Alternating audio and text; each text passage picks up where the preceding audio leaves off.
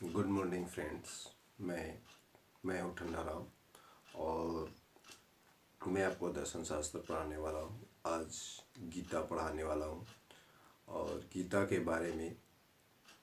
गीता एक ऐसी दर्शन शास्त्र है जो हमको सगुण से निर्गुण की ओर ले जाने का मार्ग है।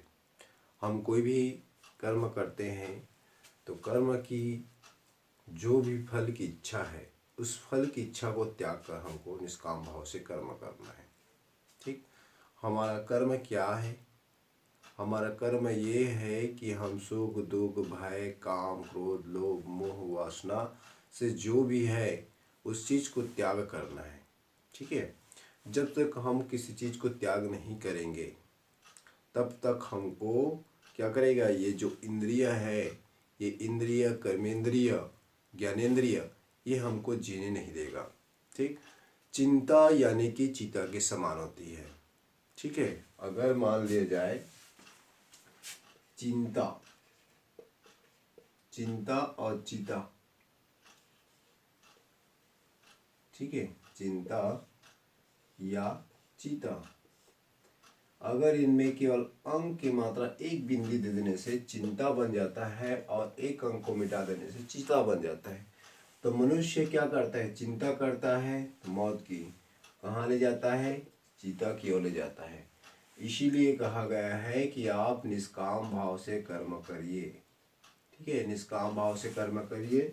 अगर आप निष्काम भाव से कर्म नहीं करोगे तो आप हमेशा चिंता पे डूबे रहोगे और आप कहाँ तक चले जाओगे? चीता की तरफ। इसलिए अच्छा है कि एक आप सगुण होते हुए आप निर्गुण मार्ग की धर्म की अपनाएं। निर्गुण निर्गुण होना क्या है? तो आप समझते हो वेदों को ना मानने वाला, यही समझते हो।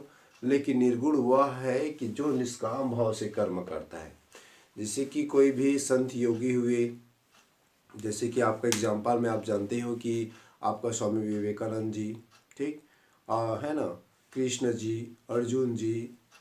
चलो, तो ये तो आपका प्रत्यक्ष प्रमाण नहीं, लेकिन स्वामी विवेकानंद को आप जानते ही हो। उन्होंने निष्काम भाव से कर्म किया। बुद्ध भगवान ने किया, जैन भगवान ने किया, निष्काम भाव से कर्म किए। उन्होंने 6 साल तक बुद्ध भगवान ने तपस्या किया और उन्होंने चार चीज़ को देखकर, है ना, चार चीज़ को देखकर उनका प्रभाव पड़ा। तो उस स्थिति को समझने के लिए जो है उन्होंने निष्काम कर्म को अपनाने की ठान ली। तो इसी प्रकार आप भी क्या कीजिए, कोई भी कर्म करिए, लेकिन उसमें क्या होना चाहिए? निष्काम भाव होना चाहिए। इसलिए गीता गीता क्या है? गीता एक गान है और इस गान में श्री कृष्ण जो है सॉरी,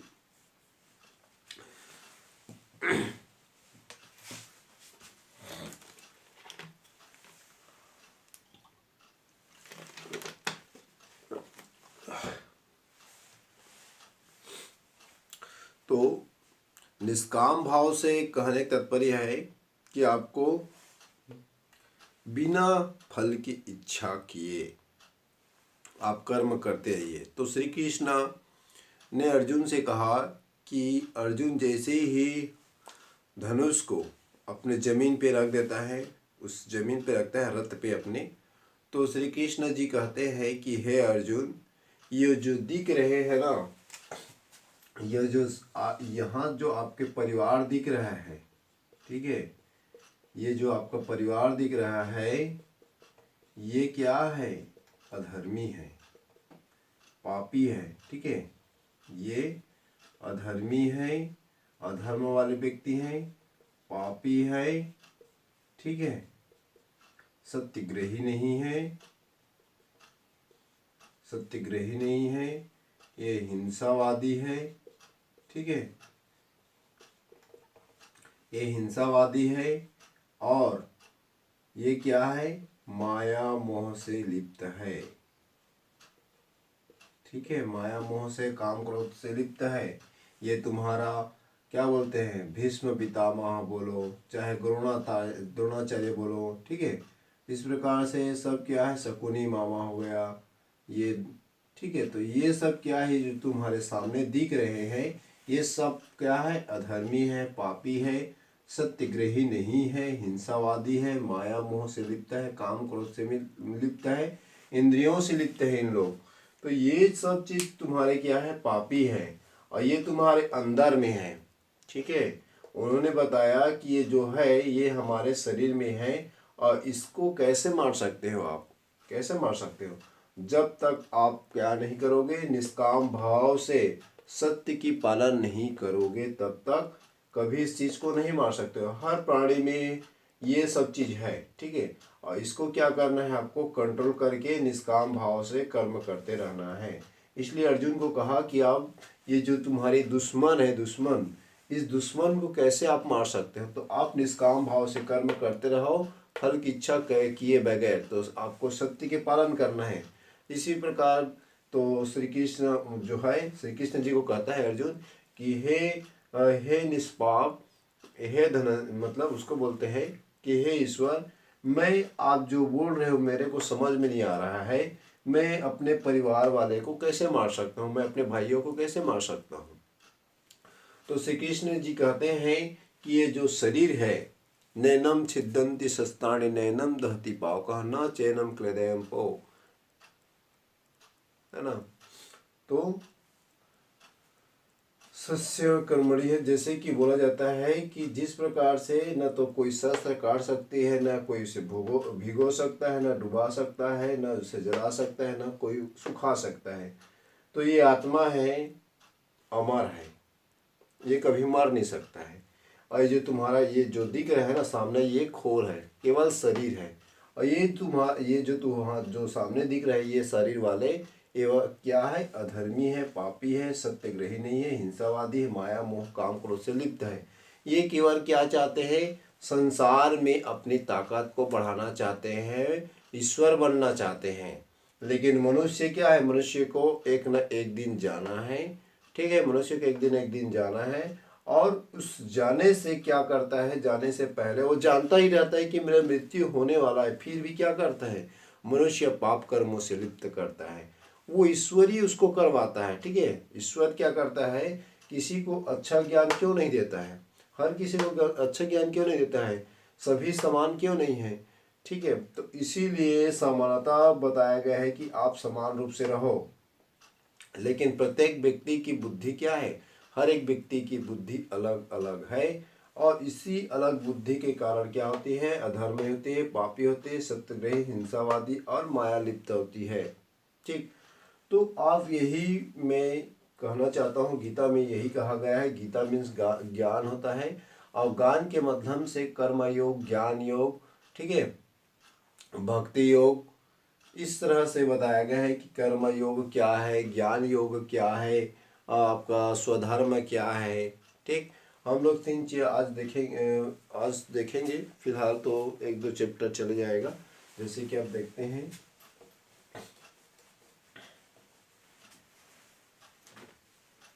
जैसे कि एग्जाम्पल में बताता हूँ कि गीता में क्या क्या देखेंगे। कर्म योग देखेंगे,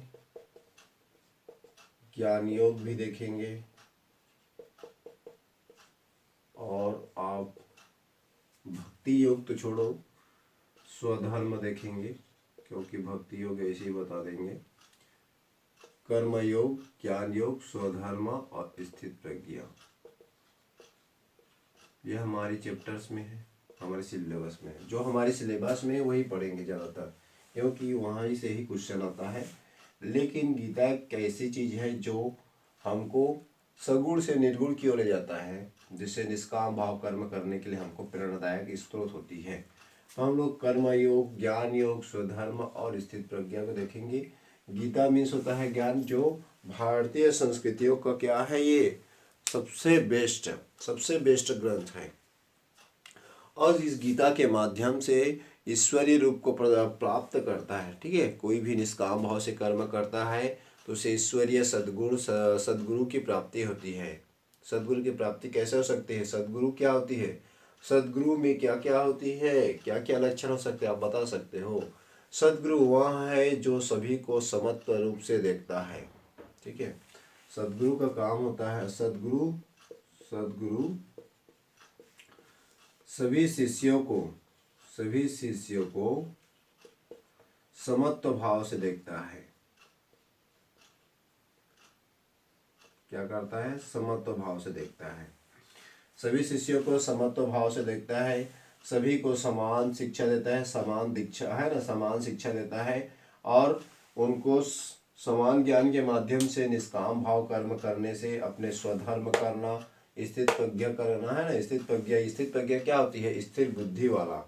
स्थिर बुद्धि वाला कैसे बन सकते हैं? जब तक आप काम क्रोध लोभ मोह वासना को नहीं त्याग सकते हो तो कभी आप स्थित प्रज्ञा अपने लक्ष्य, चरम लक्ष्य क्या है, तो आप कोई भी काम करते हैं, मनुष्य का काम होता है कर्म करना, मनुष्य का काम है कर्म करना, और इस कर्म से कभी आप हट नहीं सकते हो, चाहे कैसे भी आपकी स्थिति क्यों ना हो।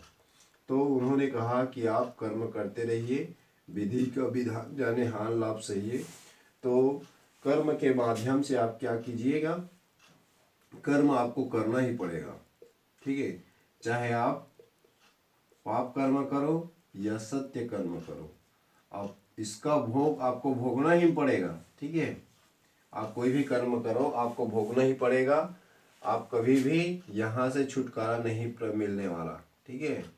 आप इस चीज़ को भोगत के ही जाओगे, फल की प्राप्ति होगी, अवश्य होगी, लेकिन ये आप पे डिपेंड करता है कि आप कौन से कर्म करते हो, ठीक है। ये कर्म करना ही पड़ेगा। तो सद्गुरु क्या करते हैं? सद्गुरु जैसे सद्गुरु की ज्ञान की प्राप्ति होती है तो हमको पाप से छुटकारा मिलती है। कैसे मिल सकती है तो आप, मैं इतना डिटेल से नहीं जानकारी दे सकता हूँ क्योंकि ये इससे बाहर है। सत का मतलब होता है सद्गुरु।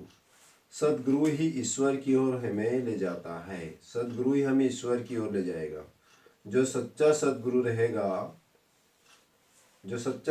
रहेगा वही हमको ईश्वर तक ले जा सकता है। प्रकृति की जो शक्ति है उस प्रकृति की शक्ति में हमारी शक्ति क्या हो जाएगी? समाहित हो जाएगी। प्रकृति क्या है? नेचर, ठीक है। इस नेचुरल पावर में हमारी पावर क्या हो जाएगी? समा जाएगी। तो हम सद्गुरु ही एक ऐसा सच्चा गुरु है। जैसे हम बचपन में रहते हैं तो हमारे माता पिता हमारे गुरु होते हैं, फिर माता पिता गुरु होने के बाद हम किसी शिक्षा यानी कि पाने के लिए कहीं दूर गुरुकुल में जाते हैं। उस गुरुकुल में अगर हमको सच्चा सद्गुरु मिल जाता है तो हमको ईश्वर की प्राप्ति होती है ना। और ईश्वर की प्राप्ति होती है तो प्राकृतिक हमारे जो शरीर है, हमारी आत्मा है, वो अमर हो जाता है, ठीक है। अमर तो है ही, लेकिन अमरता की ओर प्रवाहित होती है। शरीर भी क्या कर लेता है? शरीर भी समा जाता है प्राकृतिक में। तो आप सद्गुरु के माध्यम से ईश्वर के प्राप्त कर सकते हो। इसलिए कहा गया है कि कर्म योग करो, ज्ञान योग, स्वधर्म और स्थित प्रज्ञा। तो स्थिर बुद्धि वाले ही प्राप्त कर सकते हैं दुख सुख भय काम, है ना, दुख सुख भय लाभ, ठीक है, लाभ अलाभ, ठीक। तो सिद्धि असिद्धि को त्याग करके उसमें या समान मान के वो कर्म करता है, ठीक है। तीसरा से सच्चा सद्गुरु अपने कर्म करने के लिए प्रेरणादायक हमको वचन सुनाता है, शिक्षा देता है, तभी हम ज्ञान प्राप्त कर सकते हैं। और आजकल के आधुनिक गुरु क्या करते हैं? आधुनिक गुरु क्या करते हैं? आधुनिक गुरु यही कहते हैं आज के वर्तमान युग के केवल और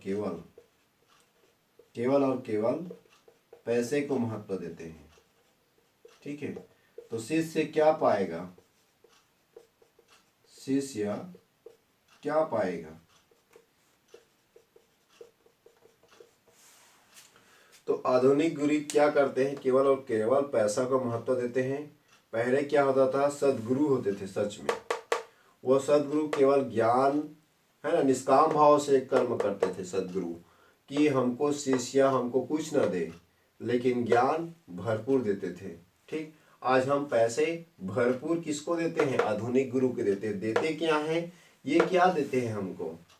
लोभ मोह वासना काम क्रोध, यही सब चीज बांटने का काम करता है। हम जितने पैसे देते हैं उतना। और पहले क्या होता था? ज्ञान ज्यादा देते थे, ठीक है, सद्गुरु को ईश्वर की प्राप्ति करने के लिए, ठीक। जिस प्रकार से गुरु किसका हो, जैसे स्वामी विवेकानंद, आप जानते हो स्वामी विवेकानंद जी का गुरु कौन है? परमहंस, ठीक है, रामकृष्ण परमहंस। उन्होंने क्या किए थे? उनके साथ सच्चा सद्गुरु का निभाए थे। वही सच्चा सद्गुरु अगर मिल जाए हर किसी को, तो आज भी क्या कर सकते हो आप, ईश्वर की जो आप में जो प्राप्त करने की जो चाह है वो मिल जाएगी। ठीक है। तो स्वामी विवेकानंद जी अपने सत्यनिष्ठा कर्मनिष्ठता के साथ, ईमानदारी, साहस और धैर्य के साथ उन्होंने जो है अमेरिका में जाकर अपना भाषण दिए थे, जिससे आज उनका भारत देश का भी, दूसरे देश का भी उन्होंने विकास किया है। तो एक सच्चा सद्गुरु ही बदल सकता है।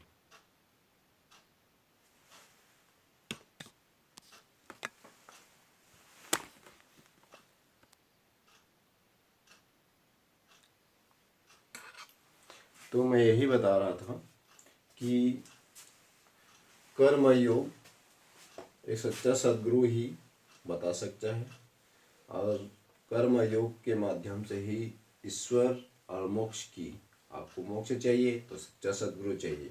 ठीक है। अब भटकाने वाले गुरु तो बहुत सारे मिलते हैं। तो आइए देखते हैं कि सबसे पहले कि कर्मयोग क्या होता है। आज कर्मयोग देख लेते हैं। जैसे कि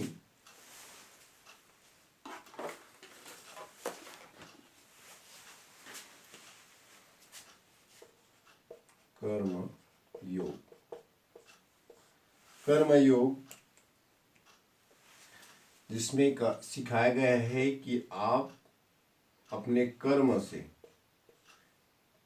के त्याग कर देने से, ठीक है, अपने कर्म को प्रत्याग कर देने से, साधु संत बन जाने से कुछ नहीं होने वाला है। कर्म योग का मतलब होता है कि आप निष्काम भाव से कर्म करो, फल की इच्छा मत करो।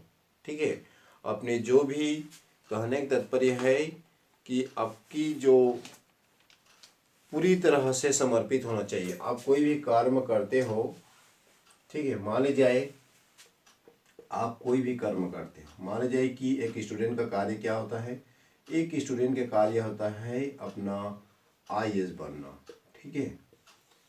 आईएएस बनना है तो क्या होना चाहिए, इसके प्रति पूरी तरह से समर्पित होना चाहिए।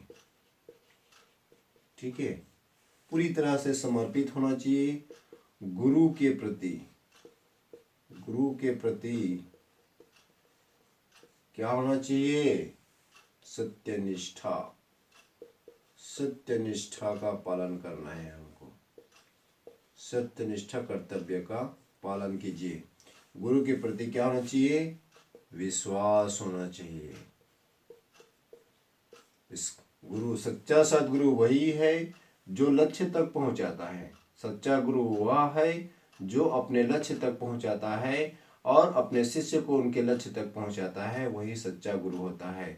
एक गुरु ही क्या कर सकता है, एक गुरु ही शिष्य को गुरु बना सकता है। अगर गुरु नहीं बना सकता है, सक्षम नहीं है, तो वह सच्चा सद्गुरु नहीं है। ठीक है। तो सच्चा गुरु वही है जो अपने शिष्य को गुरु बना सकता है। ठीक है। और जो गुरु नहीं बना सकता है वो भटकाने वाले गुरु है। ठीक है। तो एक आईएएस स्टूडेंट, ठीक है, आईएएस स्टूडेंट क्या करता है कि स्टूडेंट है, माना जाए ये स्टूडेंट अपने लक्ष्य की तरह अपना निष्काम भाव से कर्म करता है, उसके पूरी तरह समर्पित रहता है, गुरु के प्रति विश्वास रखता है, सत्यनिष्ठा। ठीक है। इसमें क्या क्या गुण होते हैं, एक अच्छे सच्चे सद्गुरु, मतलब माना जाए कि ये स्टूडेंट है, ठीक है, एक स्टूडेंट है, और ये स्टूडेंट जो है इसमें क्या होना चाहिए, ईमानदारी होना चाहिए, सत्यनिष्ठा होना चाहिए, विश्वास होना चाहिए, धैर्य होना चाहिए, साहस होना चाहिए। ठीक। बौद्धिकता क्षमता होना है इसमें। ठीक है। इसी को बौद्धिकता, ठीक, बौद्धिकता क्षमता होना चाहिए। तो एक स्टूडेंट में ये अगर सब गुण है, ईमानदारी, सत्यनिष्ठा, कर्मनिष्ठता, विश्वास, धैर्य, साहस, बौद्धिक क्षमता, ये सब गुण है। तो एक सच्चा सद्गुरु के ही आशीर्वाद से एक स्टूडेंट को मिल सकता है। ठीक है, सच्चे सद्गुरु के मिलने से ही ये सब गुण मिल सकता है। बाकी तो गुरु बहुत सारे हैं जो भटकाने वाले हैं। उसी को कहा गया है कि जो अंधा अंधे ठेलिया, है ना। तो जिस प्रकार से अंधा गुरु के मिलने से शिष्य भी अंधा के साथ अंधे को क्या करते हैं, अंधे शिष्य को ले जाता है, उसको धकेलते धकेलते ठेला कहाँ गिर जाते हैं, कुएं में गिर जाते हैं, दोनों को दोनों गिर जाते हैं। उसी प्रकार जो है गुरु क्या मिलना चाहिए, सच्चा सद्गुरु मिलना चाहिए। और सच्चा सद्गुरु ही कहाँ तक ले जा सकते हैं, अपने लक्ष्य तक ले जा सकता है। इसलिए कहा गया है कि आप निष्काम भाव से कर्म करते रहिए। तो इसी को कर्म योग कहा गया है। आप तो जानते हो, बहुत सारे आपने पुस्तक किताब पढ़ लिए हो। तो इसकी विशेषता देख लेंगे कि इसकी विशेषता क्या है, इसका सिद्धांत क्या है। ठीक है, ये सच्चा सद्गुरु ढूंढना बहुत ही कठिन काम है आज के समय में, आधुनिक युग में। आजकल तो केवल पैसे को ज़्यादा मान्यता तो मिलते हैं। तो सच्चा सद्गुरु मिलना बहुत कठिन है। उसको आप जांच पर रख सकते हो और जांच पर रख के साथ ही अपना सच्चा सद्गुरु बनाइए। हर किसी को अपना गुरु नहीं बना लेना चाहिए। जिसमें क्या होना चाहिए, निष्काम भाव से आपको सिखा सके, लक्ष्य को सिखा सके, वही क्या होना चाहिए, सच्चा सद्गुरु है। ठीक है, तो इनकी विशेषता क्या है, अगर देख लिया, हमने बताया कि क्या है कर्मयोग, कि अपने जो भी कार्य है उसमें पूरी तरह समर्पित होना, सीधी बात। ठीक है, अपने जो भी काम है उसके प्रति पूरी तरह से समर्पित होना और उस कार्य को करना। ठीक, कर्मयोग है। इसकी विशेषता क्या है, ठीक है, इसकी विशेषता देख लेते हैं। इसकी विशेषता क्या है, पहले सिद्धांत, हाँ देख लेते हैं, विशेषताएं भी देख लेते हैं, उसमें क्या है, सिद्धांत भी देख लेना है। मान ली जाए कि इसकी विशेषता एक ही चीज है कि गीता के अनुसार जो भी कर्म है उसको निष्काम भाव से करना है। ठीक है, और इसमें कोई कर्म की बंधन नहीं होता है। ठीक है, आप कोई भी काम करते हो तो निष्काम भाव से करते हो। मान लीजिए कि स्टूडेंट ने बताया कि वो IAS बनना चाहता है, IAS बनना चाहता है, इसके प्रति क्या है, वो निष्काम भाव से कर्म करता रहता है। क्या कहते हैं कई गुरु जो है, अगर 2 साल में निकाल लिया तो ये हो जाएगा, ये 1 साल में निकाले तो ये हो जाएगा। तो ये कैसे हो सकता है, कैसे हो सकते हैं। तो आपको सच्चा सद्गुरु मिलने से आप 6 माह में भी IAS बन सकते हो। अगर सच्चा सद्गुरु मार्गदर्शक प्रदर्शक नहीं तो आप कई सालों से आप तैयारी करोगे, कभी नोट्स बनाओगे, कभी राइटिंग करोगे, कभी और कुछ, कभी कुछ और, किसी के भटकावे में आ जाओगे। तो इससे क्या होगा, वो कई जगह आप भटकते रहोगे, कई साल लग जाएंगे या नहीं भी मिल सकता है। तो इसीलिए मतलब नहीं मिलता है, क्योंकि सच्चा सद्गुरु नहीं मिलता है, आपको मार्गदर्शक नहीं मिलता है। मार्गदर्शक बताने वाला क्या होना चाहिए, सच्चा होना चाहिए। ठीक है, पापी व्यक्ति क्या करता है, पापी व्यक्ति खुद पाप से लिप्त है तो दूसरे को क्या शिक्षा दे सकता है। ठीक है, पापी गुरु क्या कर सकता है, वो भटकाने का काम करता है। ठीक है, भटकाने का काम करता है। लेकिन सच्चा सद्गुरु क्या करता है, वो एक दिन में ऐसे ज्ञान देता है कि वो स्टूडेंट क्या करता है, पूरे दिन रात एक कर देता है। और जिस प्रकार से एक साधु अपने तपस्या में लीन रहता है, साधना में लीन रहता है, उसी प्रकार जो है स्टूडेंट को अपने कार्य में लीन रहता है। ठीक है, अपने तपस्या करता है, भूख प्यास सबको, नींद को, सबको त्याग कर। ठीक है, तो एक सच्चा सद्गुरु ही सही मार्गदर्शक दे सकता है। तो विशेषता यही है कि आप गीता के अनुसार कहा गया है कि निष्काम भाव कर्म करना, कर्मण्येवाधिकारस्ते मा फलेषु कदाचन मा कर्म फल हेतुर्भुवो माते संगतोषु कर्मणि। इसी प्रकार श्री कृष्ण अर्जुन से कहा कि आप निष्काम भाव से कर्म करिए, आपको फल अवश्य मिलेगा, फल अवश्य मिलेगा, आप इसी जन्म में ही मिलेगा। ठीक है, इसलिए कहा गया है कि आप निष्काम भाव से कर्म करो। ये जो तुम्हारे सामने दिख रहे हैं वो जो है न तो किसी महिला का उन्होंने सम्मान किया है, न किसी भाई भाई में उन्होंने क्या किया है, भाई भाई में उन्होंने भेद किए हैं। ठीक है, महिलाओं में क्या, स्त्री को उन्होंने असमानता माना है। ठीक है, देखो ना उस जमाने में भी स्त्रियों का असमानता था। तो भेद माना, स्त्री की असमानता थी, ठीक, भाई भाई में भेद था, स्त्री में असमानता थी।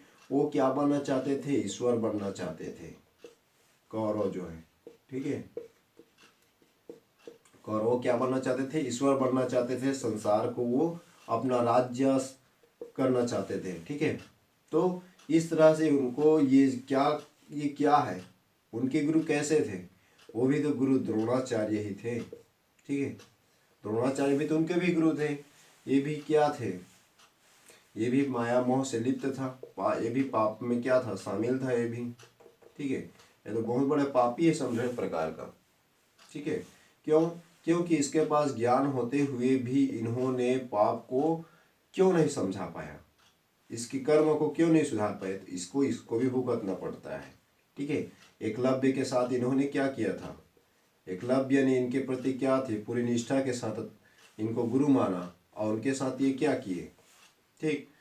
तो ये जो है इसके कर्म का फल इसी ही जन्म में मिलना अनिवार्य है, चाहे द्रोणाचार्य हो, चाहे कैसे भी गुरु हो, उसके ज्ञान को, उसके जो भी वैभव है उसको भुगतना ही पड़ेगा उसके कर्म के हिसाब से, ठीक है। तो आप निष्काम भाव से कर्म करो। तो इसी प्रकार से कहा गया है कि हे अर्जुन, जो है ये जो तुम्हारे सामने दिख रहे हैं पाप से भरा है और ये विभेद मानने वाला है, स्त्री का असमानता मानता है, कभी सम्मान नहीं करते हैं, ईश्वर बनना चाहते हैं, ठीक। इसीलिए इनको मारना आवश्यक है, ठीक है। ये जो शरीर है, शरीर को मारना है, ठीक है। ये जो शरीर है, ये शरीर जो है कपड़े के समान है, और ये कपड़ा पुराने हो जाने पर, फटे हो जाने पर दूसरा कपड़ा पहनते हैं। उसी प्रकार जो है आत्मा भी क्या करता है? आत्मा जो है अमर है, अमरत्व है, कभी मरता नहीं है, एक शरीर को छोड़कर दूसरे शरीर में ग्रहण करता है, ठीक है। इसीलिए जो पाप कर्म कर रहे हैं उसके पापी कर्मों को मरना है, न कि इनके आत्मा को, ठीक है। इस तरह से इनकी विशेषता है कि आप लिख सकते हो कि निष्काम भाव से कर्म करना है। और तो वहाँ है कर्मान्मेव अधिकारस्ते माँ फलेषु कदाचन माँ कर्म फल हेतुर्भुवो माँ तो संगतस्त्वमी। तो आप इस चीज को जान सकते हो, जैसे कि स्वामी विवेकानंद जी ने कहा था। स्वामी विवेकानंद जी जो है दिसंबर, ठीक है, दिसंबर 1895 से 1896 के बीच में उन्होंने दिया था,